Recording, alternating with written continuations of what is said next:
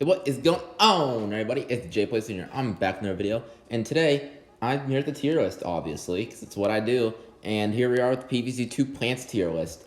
And I'm here. Today's my birthday. Had to make a video on that, and I figured why not return to the tier list. And I love PVZs, and I'm surprised I haven't done a PVZ 2 plants tier list when I know PVZ tier list. It's what I do, and it's what's most popular on my channel. I enjoy doing it. So let's start us off. So we've got every plant here in PVZ2. We're gonna start down in the poop tier, and let's start us off. I'm not gonna remember any of these names. These are all my opinions. And yeah, app key or something. I've never really liked that plant. It just kind of bounces, and even in the world that you get introduced, it still gets countered by the umbrella zombie or the parasol zombie. So yeah, I never liked that one. Peach I meant to put in situational, but fume shroom, why is that? I didn't mean to put that one in poop either. Why is that one there? But really the only thing is like the app key, and then I don't know, that's gonna call it gold leaf. I'm pretty sure it makes the tile that makes it, you can get sun on it. It's not that good. It's never really. But we're gonna situational. This shroom thing, it makes dinosaurs fight for you, which it's only ever good in that scenario. Otherwise, it's legitimately like the worst plant in the game because it does nothing for you. So it's only good in that one world, and even then, it's still not the best plant in the Jurassic Mars because you get like all the best plants there anyways. So yeah, split pea, yeah, we all know use these for the prospectors, nothing else. And yeah, I mean that's the only time you ever use this thing. For 125 sun too, it could be a lot better. Spring Bing, I mean, the reason these are all in situations is because you only ever use them in that one world. And I mean, do I really need to explain it? Spring Bing's Pirate Seas, launch them into the water, yeah. Hot Potato, you know, use this in the frozen world, I forgot what it's called, I'm just gonna call it the Tundra. Same with the, I don't know, Pepper Launcher, use it in the hot, in the Tundra world to warm up your other plants. Peach, use it in the far future, and this is one of the first plants I'll say that's actually really good at what it does for its situational, because it's really good for disabling machines for like, I don't know, is it 10 seconds? I don't think it's that long, but it's a good situational, unlike the ones ahead of it, or not ahead of it, the ones I already named. Time warp can only be used. It's not even situational in the fact that it can only be used in the far future. It can legitimately only be used in the far future. The game says no to anywhere else to you using it, and it's really good at what it does. I think it's a cool mechanic that it resets basically your entire screen, because it returns zombies to full health and something at the top of the screen, but I like using it. Tangle Kelp, yeah, Big Wave Beach, pulls a zombie under, same as PVZ1. Same with Lily Pad. You use it there, otherwise they're practically useless, but they're good at the situation they do be used on in Big Wave Beach. And Blover is really good in the far future for that imp disco poop looking thing that spawns in all the disco jetpack zombies. It's really good at getting rid of those, but other than that, I mean, when else do you really use this except for like balloons in modern day? Moving on to bad, these are just plants that I never really found much of a use for. And I probably should have mentioned this earlier. We're going off the fact that these plants are level 1. Just because I don't have them maxed out, and I don't really feel like putting the time to max them out. Spikeweed, I think Spike Rock's a lot better. Just my opinion. I never really found much use for Spikeweed in Pirate Seas or really any of the levels when you can just use Spike Rock. Speaking of the upgradable plants, no plants are upgradable in PVZ2 really.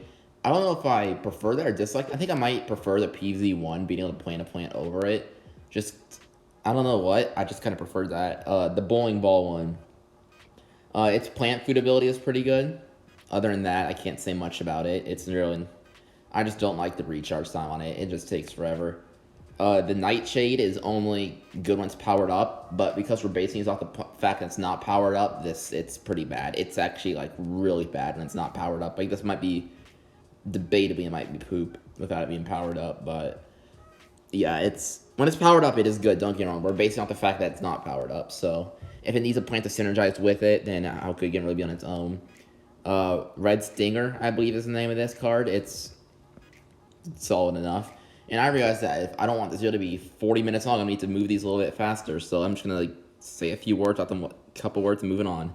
The Citron, it charges up, it releases a powerful ball.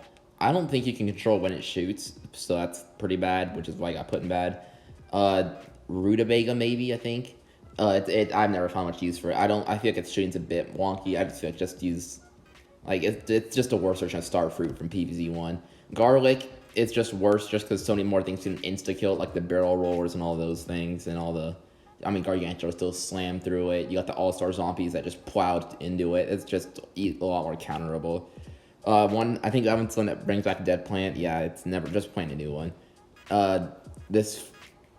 Well, what's this one called? I'm trying to... It's another, shroom launcher thing. It creates a new copy of it, I believe, when it's killed. Or when it kills a zombie, and it's not that good. Which is why... Especially for 150, I think is how much it costs. It's not good. Tile Turnout makes some tiles. I mean... I could put in situational, but the fact that you can really use it on any level makes it not, which is why it's pretty bad. Guacadao shoots a weak projectile and charges forward, which does okay damage, but the fact that it costs 125 to kind of bring it down, I feel like this would be good if it costs 75, but at 125, I just don't think it's worth the investment. Potato Mine is going to Met tier, Potato Mine is good. It's just the fact that it gets outclassed by so many other one-shots, and I just don't like that fact. Same with Grimrose, it's good, especially when it's powered up. It can be really good. It's just the fact that it's just outclassed by other one-shots. Crystal thing is... It just costs too much stun. If you're doing a last stand level, or like one of the levels where it's just defeat the zombies with a given stun, it can actually be pretty good for a budget card to just take out a short wave, not long waves, so just like a short wave where they don't where the strongest things they sense like buckheads or sarcophagus zombies. Other than that, it's not too good. Laser Beam has maybe debating on my favorite plant food in the game just because of how it looks and just how strong it is overall, but the card itself, it's not that good. But it is surprisingly good at taking out chicken zombies. If you ever need help for that besides lightning reads, Laser Beam's the way to go. Boomerang's way too expensive at 175. Other than that, it's not a horrible card. Three Peter's just outclassed. For the other things you can get for 300 in this game are just in cheaper, is just way better. Beatbox onion thing, purple onion thing is just outclassed because even in its own world it gets outclassed by that MC's mic spin zombie, so it's just not that good, even if the world war's meant to be good. The Cactus Slobber is just only good powered up, and you gotta rely on another thing. I believe it's better than Nightshade when it's not powered up, but it's just for 150. It ain't it, Chief. The Garlic, or the Stunyon, that's what a Stunyon is, just, it's not good. If it was free, maybe I could see it, but it just doesn't compete with like the Iceberg Lettuce or the Stalia, or even the Chili Bean for that matter. For only being 25, it's not that good. Coconut Can costs 400. Enough said. Slow recharge, not good. It's not horrible. It's meh. A Cabbage Pult's not the best launcher. It hasn't changed. I don't think it changed at all from PVZ1. Just looks nicer in the design, but it's not much has changed about Cabbage Pult. It's gonna stay in meh. Fume Shroom's average. Its plant food is really good. I'm taking plant food somewhat into account. I know I haven't mentioned all the plant foods, but that's because I haven't really cared about it for the ones I haven't mentioned. The only ones I really mentioned is Latering because I love it. Fume Shroom's plant food's really good. Basically resetting the single lane, which is like what a lot of plant foods do, but it's an solid card overall. Banana Bomb costs 500, but it actually makes it a little bit more worth it, I feel like, than the Cannon, just because that's such high single damage over the lower but still high splash damage is just better. Taunt's not the best defense in the game, but it's solid enough. Kernel Pult's a better launcher just because the butters feels more frequent in this game, maybe, or does in PVZ1, I don't really know. Your basic P-Shear is an average, just it's the average card. Got average plant food, got about average everything. Melon Pult's okay, its plant food's pretty good, and it's just an average card. It's expensive. It went up by 25 sun from PVZ1 from 300 to 325, but yeah. Magnet Shroom, I like its plant food. I like the ability of its plant food. I like how it looks, where it sucks in all the magnetic things or all the metal things and then shoots them back out. That's pretty cool. Other than that, not much else to say. It does what it's supposed to do, and it does it well, so it's average. Snapdragon's only here because of his plant food ability. Snapdragon by itself is pretty bad, and his plant food's pretty amazing. Sunshrooms, I think Sunshroom's better in this game than it was in the last PVZ1. It looks better. It has a plant food ability that's pretty sweet for a sun-producing plant, and it's just average. Peapod is okay, I guess. I think I'd rather use Pea Shooter, even though the 125 can conserve space that you can get for putting 5 Pea Shooters in one is good, but how often? Tell me how often in a level you're going to get 5 of these, each with 5 in. It just doesn't happen. Grave Buster costs 0, so it's obviously good and has fast recharge, but I mean, you only deal with them in gravestones, so why did I even I could put in situational, but I mean, in fact, I just will, just because it's only levels with grades, just like how the other ones only levels with like prospectors and stuff like that. Lightning Reed used them to make KFC. Enough said. The porcupine walnut. I don't know. It does damage. It costs 100. Has a fast recharge. That's why I put it in good, and that's why I believe it's a better defense than the tall nut because it can get some quick damage off. You can deal with chickens, and it only costs 100 with a quick recharge compared to 125 with the slow. Bong Choy is just, I feel like this is the plant that everybody uses for like the first couple hours of the game that they play. It's just their favorite plant for the first couple hours. It's just overall, it's good. It's fun to use. Its plant food's amazing. And yeah, I kind of say Tall Nut. He looks lame in his plant food ability. That helmet just does not look that good on him. Stalia, it's a splash damage slowdown for free. So like, it's free, so it automatically goes above average. And it gives a slow effect with a medium to slow recharge, and its plant food ability slows all zombies, which not the best plant food, but it's definitely not bad because it affects everything on the screen. Puffshroom got a major nerf from PVZ 1 because now it's a time limit of how long it can be alive.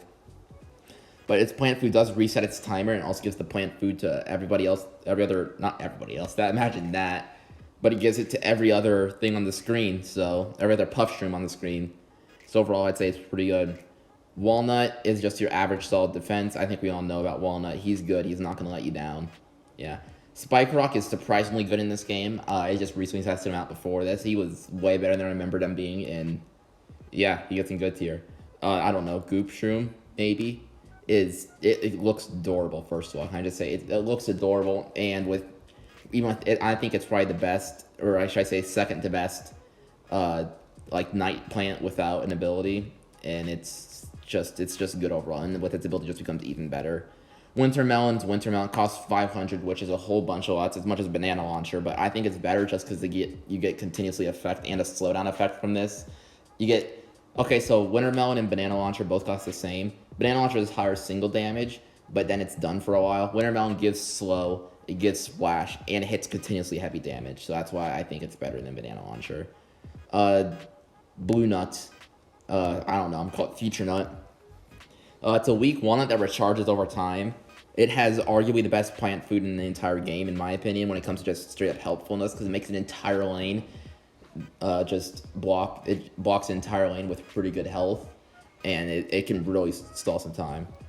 Chard Guard, I would think, is one of the most underrated plants in the game, just because its stall potential is absolutely amazing, assuming that you're not dealing with like the Torch Zombies or the Gargantuars or like Barrel Roars. So assuming you're not dealing with one of the things, or the Pianos that just insta-kill anything, this thing's amazing. It's like Sarcophagus, or I think the Chard Guard actually does work against Gargantuars, and this card's just overall amazing. It flips zombies a couple tiles back 3 times, and then it becomes into like a mini walnut, and it's really good. You guys should try it out for all if you haven't, and it only costs 75, so it's a good deal.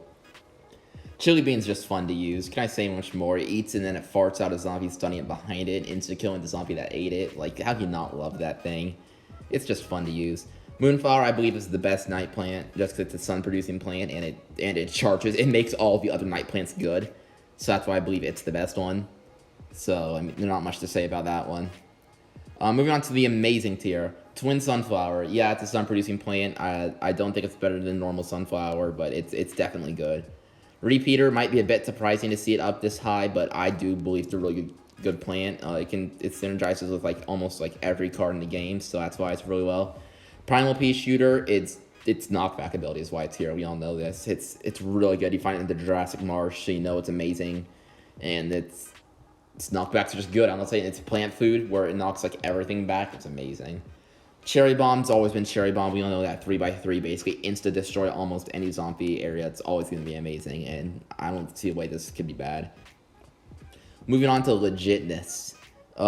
Celery Stalker, I believe the name of it. It just deletes everything that comes behind it.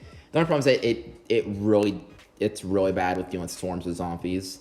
But when it comes to single zombies, I think this one might be arguably one of the best in the game when you talk about actual plants that aren't like banana launchers or cherry bombs or squashes. I think it's one of the best. Primal Tall Nut is, I believe, the best defense in the game.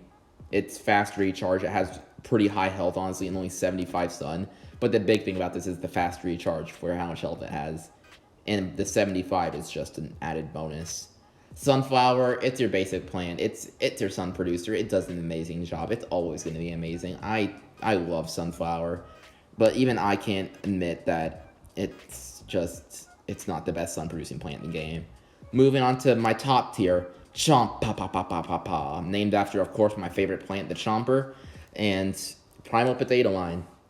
All right, here we go. 50 sun. And by the way, this isn't the top 3 plants. This isn't in order. Like, you can have these really anyway, and it would make sense for me. I don't really care too much, but Primal Potato Line costs 50 sun, has a slow recharge. It pops out of the ground almost instantly, and has a 3x3 blow-up radius. Honestly, the biggest thing is the 3x3 blow-up radius. It still had, compared to the Potato Mine, where it only costs 25, it has a long time before it pops up and is armed, and it only destroys the 1 tile. The Primal Potato Mine is so much better. I don't even remember the last time I didn't bring this along in a game, because it makes the game so much easier when you have a Primal Potato Mine. It's amazing. Iceberg Lettuce. It costs 0. That's the big thing about it. It has a slow recharge, which, kind of sucks, but it's just amazing to be able to freeze a zombie for how long? I don't even know. And its plant food ability freezing everything on screen for like 10 seconds. It's almost like back down the situational tier. It's almost like that time warp, except you actually get to kill all the zombies while they're still frozen.